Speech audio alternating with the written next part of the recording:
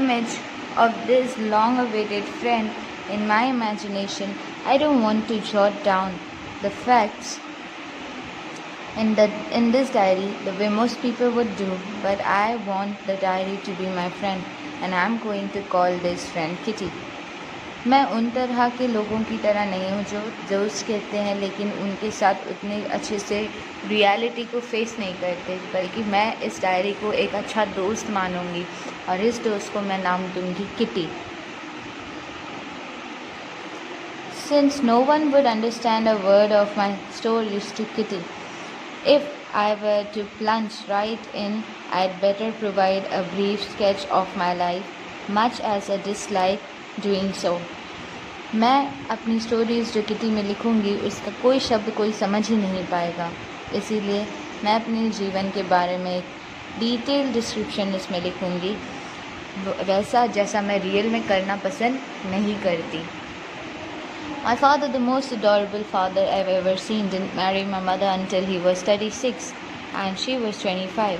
My sister Margaret was born in Frankfurt in Germany in 1926. I was born on 12th June 1929. I lived in Frankfurt until I was 4. My father emigrated to Holland in 1933. My mother, Edith Hollander Frank, went with him to Holland in September, while Margaret and I went to Aachen to stay with our grandmother.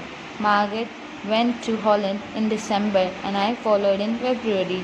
When I was plunked down on the table as a birthday present for Margaret, I started right away at the Montessori nursery school. I stayed there until I was 6, at which time I started in the first form. In the sixth form, my teacher was Mrs. Cupress, the headmistress. At the end of the year, we were both in tears as we said a heartbreaking farewell. मेरे पिता जो बहुत ही अच्छे इंसान हैं, उन्होंने अपनी शादी मेरी माँ से तब की जब वो 36 साल के थे और मेरी माँ 25 साल की थी 1926 में. फिर 12 जून 1929 में मेरी बहन 1926 में मेरी बहन पैदा हुई और 1929 में मैं पैदा हुई. मैं जब तक 4 साल की थी तब तक मेरे पिता जो थे वो हॉलैंड चले गए 1933 में, फिर मेरी माँ भी उनके बाद चली गई हॉलैंड. फिर सितंबर में माँ चली गई, दिसंबर में मार्गरेट चली गई और उसके बाद मैं और मार्गरेट पहले हम दोनों दादी माँ के घर चले गए और वहाँ से फिर मार्गरेट को दिसंबर में बुलवा लिया गया और मुझे फरवरी में. और फिर मैं मार्गरेट के लिए एक बर्थडे प्रेजेंट बना कर ले गई. तब मैं अपनी मॉन्टेसरी की नर्सरी में पढ़ रही थी, जहाँ मैं करीबन 6 साल तक पढ़ी, 6 साल की हुई तब तक. और मेरे 6th ग्रेड मतलब 6th सेक्शन तक मिसेस क्यूप्रेस जो थी वो मेरी टीचर बनी, जो कि मेरी हेड मिस्ट्रेस थी.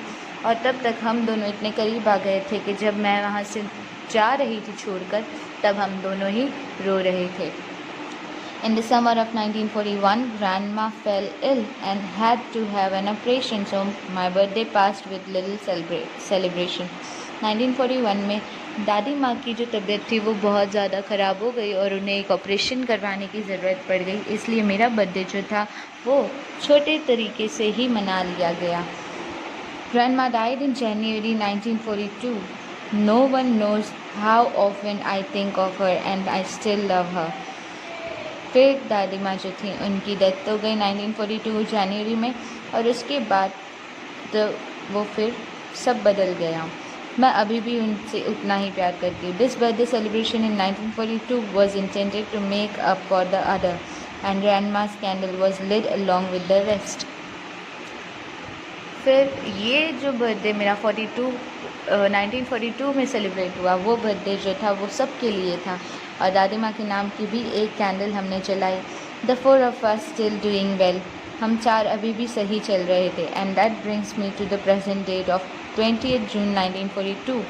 और फिर वहीं से मैं आज का दिन जो 20 जून 1942 है उसके ऊपर आज ध्यान दे रही हूँ. And the solemn dedication of my diary, और अपनी डायरी के ऊपर हर बात लिख रही हूँ.